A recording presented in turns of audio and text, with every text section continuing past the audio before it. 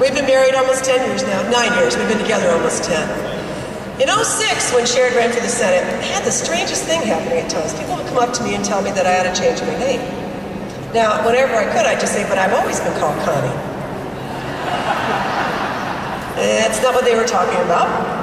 And at first, I kept trying to explain, I married him at 46, and I was already a newspaper columnist, and blah, blah, blah, blah, blah. But then one night I was down in Southern Ohio to chicken dinner, and a man introduced me.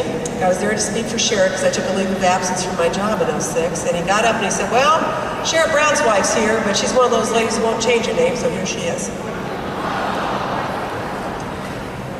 And my dad had just died of a heart attack 2 weeks earlier at the age of 69. And I stood there and I realized as I was walking up to the front of that room that I'd been spending way too much time giving the wrong reason for why I hadn't changed my name. And so I wanted to tell them about Chuck and Janie Schultz. Now my mom, Janie, she was 4 feet 11. She used to always wear a beehive because she thought it made her look taller. It did not.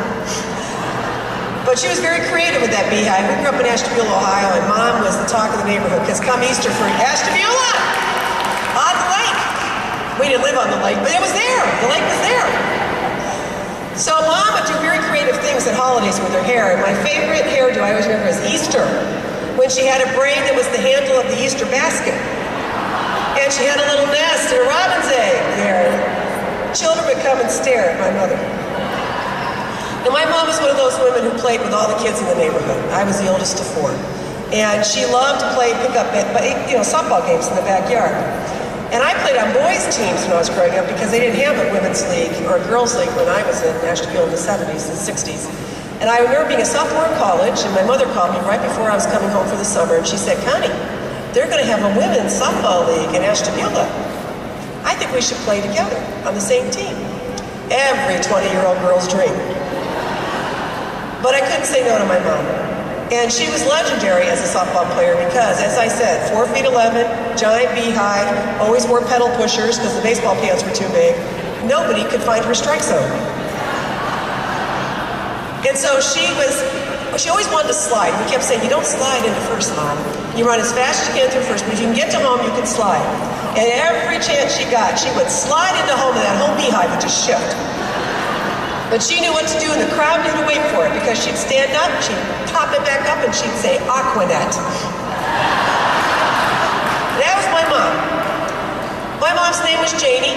She went back to school when I was a junior in high school because I was going to be the first in my family to go to college. She went back to be a nurse's aide, and later she was a hospice home care worker. The joke about my mom was that when Janie showed up, people lived longer.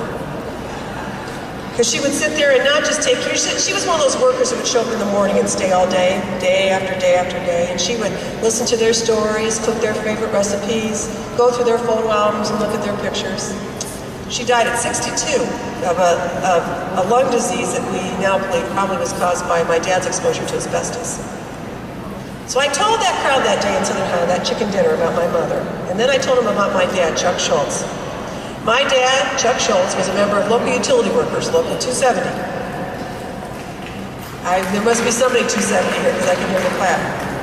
He worked for 36 years at Cleveland Electric Illuminating Company on the shore of Lake Erie, and it was a job he hated every day he was in it. He vowed that not one of us 4 kids were going to carry a lunch pail to work, and not one of us did. One of my most vivid childhood memories of my father is playing catch with my brother one summer. This was our ritual growing up. Dad would come home and sit on the front stoop and drink whatever beer was on sale, Schlitz, Stroh's, Rolling Rock, while Mom made supper. And my brother and I, my little brother Chucky and I, would play catch in the front yard. And I remember this so well. I remember throwing the ball, and my dad started to shake his head, and I thought I'd thrown the ball wrong. And I said, what is it, Dad?